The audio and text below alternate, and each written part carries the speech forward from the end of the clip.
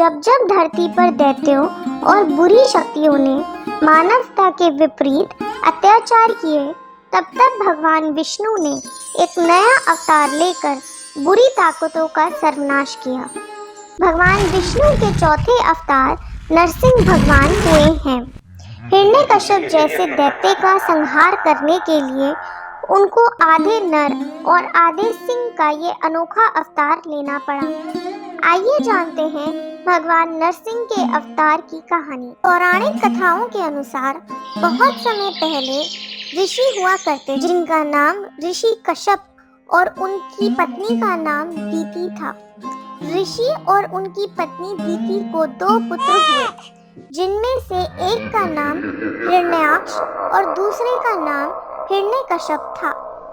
भगवान विष्णु ने हिरण्याक्ष से पृथ्वी की रक्षा के हेतु वराह रूप धारण कर उसका वध कर दिया था। भगवान विष्णु के द्वारा अपने भाई के वध से दुखी हो और क्रोधित हिरण्यकश्यप ने भाई की मृत्यु का बदला लेने के लिए अजय होने का संकल्प कर हजारों वर्ष तक घोर तपस्या करी।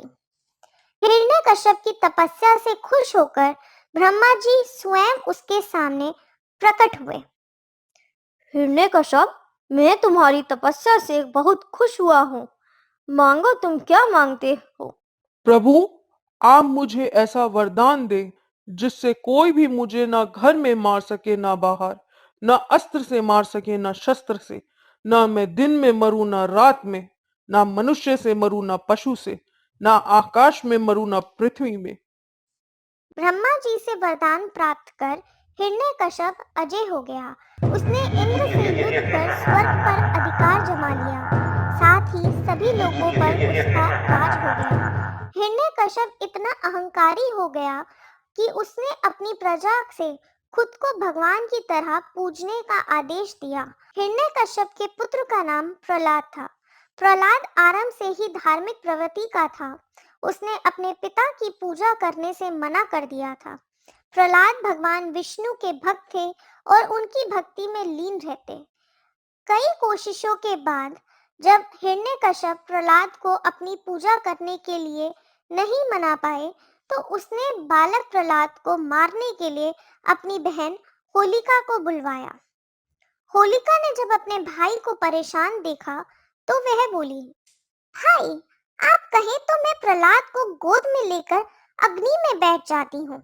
आप तो जानते ही हैं, मुझे वरदान मिला हुआ है, मेरा आग कुछ नहीं बिगाड़ सकती। हिरण्यकश्यप ने बालक प्रहलाद को मारने के लिए अपनी बहन होलिका की गोद में बैठाकर अग्नि में प्रवेश करने का आदेश दे दिया।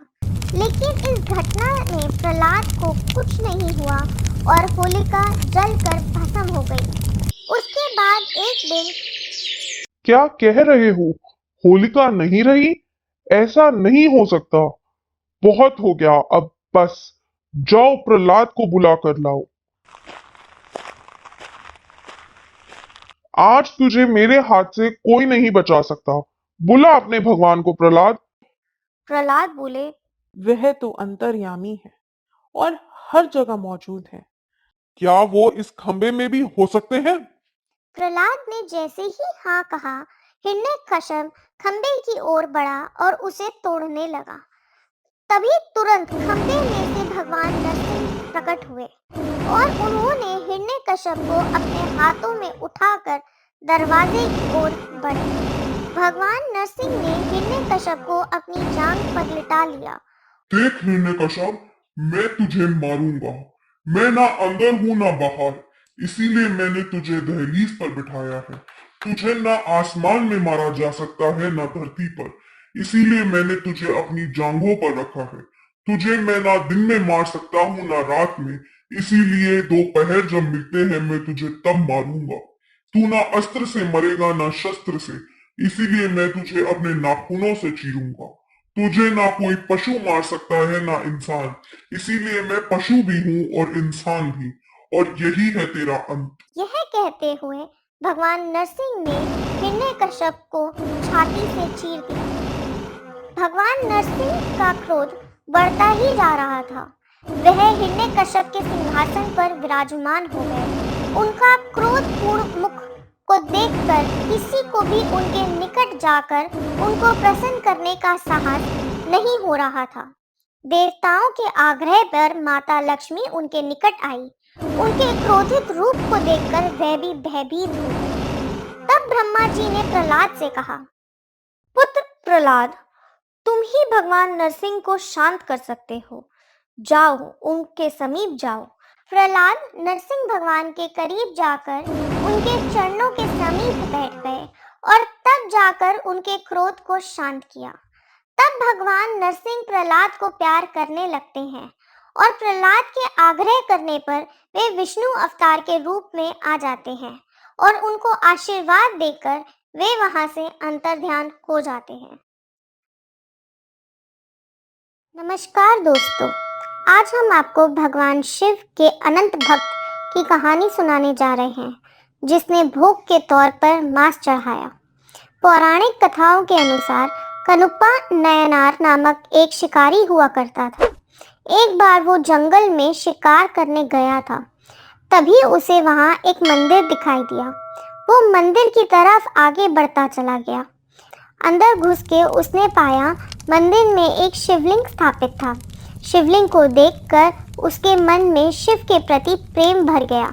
उसने वहां कुछ अर्पण करना चाहा। ये तो बड़ा ही अद्भुत शिवलिंग है। मैंने सुना है कि जब हम मंदिर में दर्शन करने जाते हैं तो हमें कुछ ना कुछ चढ़ाना पड़ता है, लेकिन मुझे समझ नहीं आ रहा ये कैसे और किस विधि से काम करते हैं।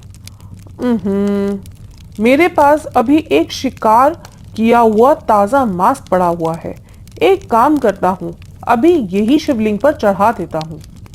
शिकारी ने भोलेपन में उस मांस को शिवलिंग पर अर्पण किया और वो वहां से चला गया। उस मंदिर की देखभाल एक ब्राह्मण करता था, जो उस मंदिर से बहुत दूर रहता था। हालांकि वो शिव भक्त था, लेकिन हर रोज इतनी दूर शिव मंदिर आना एक दुर्लभ कार्य था। इसीलिए वो 15 दिनों में सिर्फ एक बार ही आता और मंदिर की साफ सफाई कर, शिवलिंग की पूजा कर, भोग लगा और चला जाता। अगले दिन जब वो मंदिर पहुंचा तो शिवलिंग पर मांस पड़ा देख वो भौचक्का रह गया। उसने तुरंत मांस को हटाया और माफी मांगने लगा। हे भोले शंकर, शिवलिंग पे मांस जरूर किसी जानवर ने किया होगा। मुझे माफ कर दें भगवान, आगे से ऐसा नहीं होगा। ब्राह्मण ने साफ सफाई करके पूजा पाठ किया और वापस घर लौट गया। अगले दिन वो शिकारी मांस अर्पण करने के लिए आया। ऐसे ही वो हर रोज मंदिर आता और घंटों बैठकर शिवलिंग के सामने अपने मन की बात कहता। एक दिन वो मंदिर पहुंचा। उसने शिवलिंग पर थोड़ा धूल देखा और सोचने लगा, ये शिवलिंग इतना गंदा हो रहा है, क्यों ना मैं इसकी सफाई करता हूँ। पर मेरे पास तो पानी लाने के लिए कोई भी बर्तन नहीं है। मैं एक काम करता हूँ, पास में एक नदी है, अपने मुंह में पानी भर कर ले आ सकता हूँ। शिकारी झर्रे तक गया और मुंह में पानी भरकर ले आया और उसने वही पानी शिवलिंग के ऊपर डालकर उसे साफ कर दिया। शिकारी बार बार मुंह में पानी भर कर लाता और शिवलिंग की सफाई करता। अगले दिन जब ब्राह्मण मंदिर आया तो मंदिर में मांस और शिवलिंग पर थूक देखकर उसके मन में घृणा भर गई। वो अत्यंत गुस्सा हो गया। ऐसा नीच कार्य कोई जानवर नहीं कर सकता, ये तो कोई इंसान ही कर सकता है। अब मुझे मंदिर अच्छे से साफ करना होगा। शिवलिंग को शुद्ध करने के लिए मंत्र पढ़ना होगा। बेचारा ब्राह्मण अब क्या करता। उसने पूजा पाठ की, शिवलिंग का शुद्धिकरण किया और वहां से चला गया। अब हर बार आने पर उसे शिवलिंग उसी अवस्था में मिलता और उसने रोते हुए शिवजी से पूछा, हे शिव शंभू, ये कैसा पापी मनुष्य है जो आपको हर बार अपमानित कर रहा है और आप कुछ भी नहीं कर रहे हो। मुझे समझ नहीं आ रहा है आप अपना इतना बड़ा अपमान कैसे बर्दाश्त कर सकते हो प्रभु। ब्राह्मण की बात सुन के भगवान शिव स्वयं उसके सामने प्रकट होते हैं। उठो ब्राह्मण देवता, जिसे तुम अपमान मानते हो वह एक भक्त का अर्पण है। मैं उसकी भक्ति से बंधा हुआ हूँ। वो भक्त जो कुछ भी मुझे प्रेम पूर्वक अर्पित करता है, मैं उसे स्वीकार कर लेता हूँ। मेरा वो भक्त बहुत ही भोला भाला है। वो निस्वार्थ मन से मेरी पूजा आराधना करता है। अगर तुम उसकी भक्ति की गहराई देखना चाहते हो तो कल सुबह मंदिर के पास में कहीं छिप जाना और दूर से उसे देखना। ऐसा कहकर भगवान शिव वहां से अंतर्ध्यान हो जाते हैं। अगले दिन ब्राह्मण झाड़ियों में छिपकर उसका इंतजार करने लगता है। तभी वो देखता है एक शिकारी हाथ में मांस का टुकड़ा और मुंह में पानी भरकर मंदिर के अंदर जाता है। जैसे ही शिकारी शिवलिंग के पास गया, उसने देखा पहले का पड़ा मांस वहीं पड़ा है। उसने सोचा कि आज भगवान ने उसके चढ़ावे को अस्वीकार कर दिया है। हे भगवान, आज आप मेरे चढ़ावे को स्वीकार क्यों नहीं कर रहे हैं? मुझसे क्या कोई भूल हो गई है प्रभु? मैंने ऐसा कौन सा पाप कर दिया है प्रभु? जैसे ही उसकी नजर शिवलिंग की दाहिनी आंख पर पड़ी, उसने चोट के निशान देखे। ये क्या? शिवलिंग की दाहिनी आंख में चोट लग गई है। आप चिंता ना करें प्रभु, मैं जड़ी बूटी पीस के ले आता हूँ। आपकी आंख बिल्कुल ठीक हो जाएगी। झाड़ियों के पीछे छिपे ब्राह्मण सब देख रहा था। शिकारी ने जड़ी बूटी पीसकर शिवलिंग की दाहिनी आंख पर लगा दी ताकि वो ठीक हो सके, लेकिन ऐसा करने से आंख से रक्त तेजी से निकलने लगा। ये सब देखकर शिकारी से रहा नहीं गया और उसने अपनी आंख देने का फैसला कर लिया। उसने चाकू निकाला और दाहिनी आंख निकालकर शिवलिंग पर रख दी। ऐसा करने से रक्त टपकना बंद हो गया। शिकारी ने राहत की सांस ली। तभी कुछ ही मिनटों में शिवलिंग की दूसरी आंख से रक्त टपकने लगा। हे भगवान, अब मैं क्या करूं? लगता है मुझे अपनी दूसरी आंख भी प्रभु को अर्पण करनी होगी। तभी ब्राह्मण ने कहा, हे भोलेनाथ, ये कैसा भक्त है जो आपको अपनी आंख अर्पण कर रहा है। धन्य है ऐसे भक्त का, इसका उद्धार कीजिए प्रभु। दूसरी आंख तो मैं निकाल लूंगा, पर उसे रखना कहाँ है ये मुझे कैसे पता लगेगा?